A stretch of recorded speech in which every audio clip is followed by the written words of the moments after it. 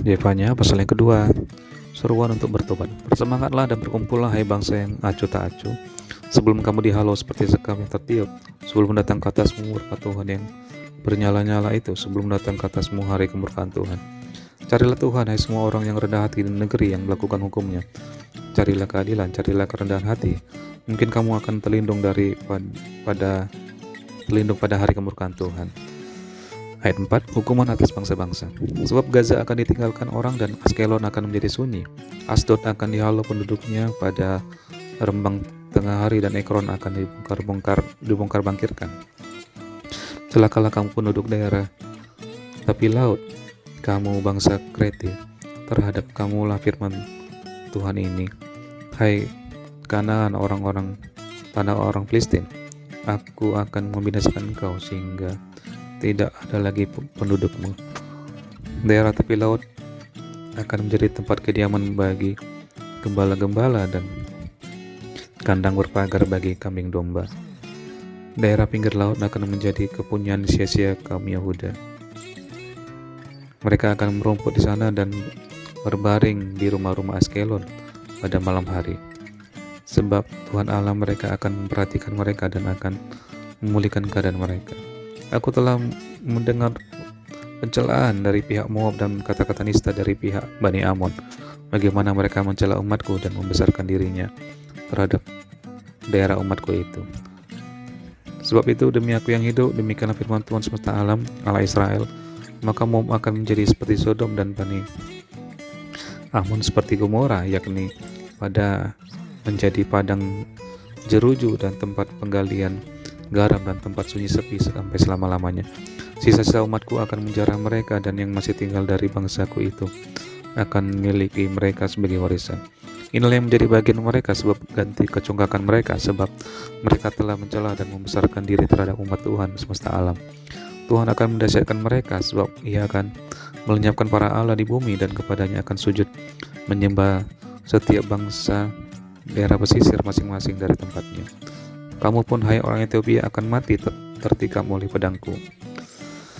Ia akan mengacungkan tangannya terhadap utara, akan membinasakan Asyur dan akan membuat Niniwe menjadi tempat yang sunyi sepi, kering seperti padang gurun. Dan di tengah-tengahnya akan berbaring kawanan binatang, yakni segala macam binatang hutan, baik burung undan maupun burung bangau akan bermalam di hulu tiangnya. Burung ponggok akan bersembunyi di tingkap, burung gagak di ambang pintu. Pemapan dari kayu aras telah tersingkap. Itulah kota yang beria-ria, yang penduduknya begitu tentram dan yang berkata dalam hatinya, hanya ada aku dan tidak ada yang lain. Betapa dia sudah menjadi tempat yang tandus, tempat pembaringan bagi binatang-binatang liar. Setiap orang yang lewat daripadanya akan bersuit dan mengayun-ayunkan tangannya. Yefanya pasal yang ketiga, hukuman atas Israel. Celakalah si pemberontak dan si cemar, hai kota yang penuh penindasan. Ia tidak mau mendengarkan teguran siapapun dan tidak mempedulikan kecaman. Kepada Tuhan ia tidak percaya dan kepada Allahnya ia tidak menghadap. Para pemukanya di tengah-tengahnya adalah singa yang mengaum.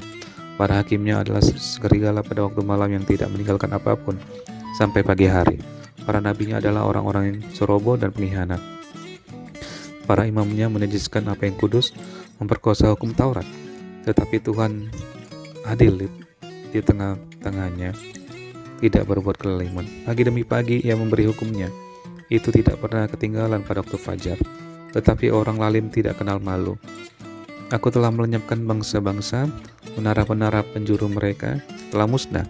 Aku telah merusakkan jalan-jalannya sehingga tidak ada orang yang lewat. Kota-kota mereka telah ditanduskan sehingga tidak ada orang dan tidak ada penduduk. Aku sangka tentulah ia sekarang akan takut kepadaku, akan mempedulikan kecaman dan segala yang kutugaskan kepadanya tidak akan lenyap dari penglihatannya. Tetapi sesungguhnya mereka makin giat menjadikan busuk perbuatan mereka. Oleh karena itu tunggulah aku, demikianlah firman Tuhan, pada hari aku bangkit sebagai saksi, sebab keputusanku ialah mengumpulkan bangsa-bangsa dan menghimpunkan kerajaan-kerajaan untuk menumpahkan ke atas mereka garamku, yakni segenap berkahku yang bernyala-nyala, sebab seluruh bumi akan dimakan habis oleh api cemburuku. Ayat 9, janji keselamatan. Tetapi sudah itu aku akan memberikan bibir lain kepada bangsa-bangsa, yakni bibir yang bersih, supaya sekaliannya mereka memanggil nama Tuhan, beribadah kepadanya dengan bahu-membahu.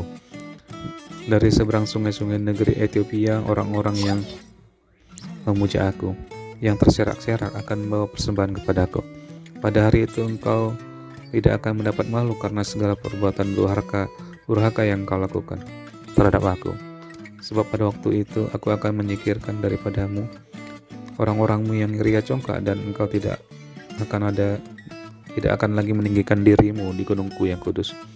Di antaramu akan kubiarkan hidup suatu umat yang rendah hati dan lemah, dan mereka akan mencari perlindungan pada nama Tuhan, yakni sisa Israel itu. Mereka tidak akan melakukan kelaliman atau berbicara bohong. Dalam mulut mereka tidak akan terdapat lidah penipu. Ya, mereka akan seperti domba yang makan rumput dan berbaring dengan tidak ada yang mengganggunya.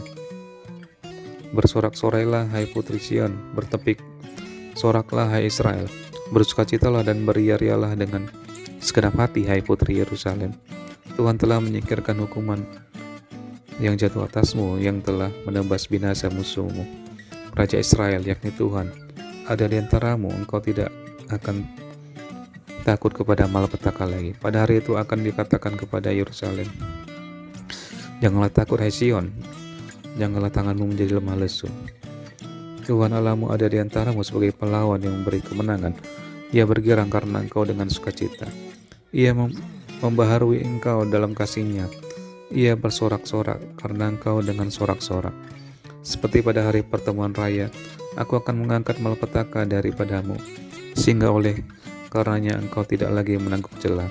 Sesungguhnya pada waktu itu aku akan bertindak terhadap segala penindasmu, tetapi aku akan menyelamatkan yang pincang, mengumpulkan yang terpencar, dan akan membuat mereka yang mendapat malu menjadi kepujian dan kenamaan di seluruh bumi. Pada waktu itu aku akan membawa kamu pulang, yakni pada waktu aku mengumpulkan kamu, sebab aku mau membuat kamu menjadi kenamaan dan kepujian di antara segala bangsa di bumi, dengan memulihkan keadaanmu di depan mata mereka. Firman Tuhan.